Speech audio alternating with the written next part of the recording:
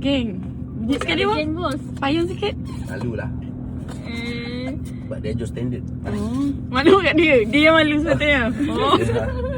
Kereta dia lawa. Kereta aku dah standard. Belanja bos. Bumi dia tahu balik. Sombong siap.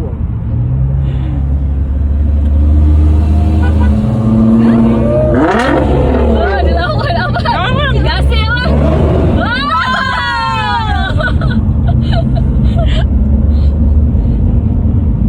First time.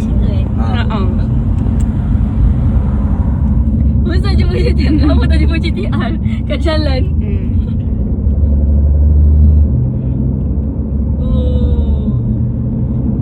Excited nak tengok GTR kan. Ha. Sini naik GTR.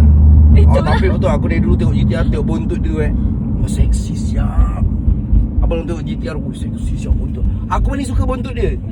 Macam apa? Abang tengok macam Kenapa buntut dia? seksi lah. Oh, seksi. Dia besar, dia macam besar, dia macam kuat, Godzilla. Bila dalam kereta ni macam tak rasa apa pun.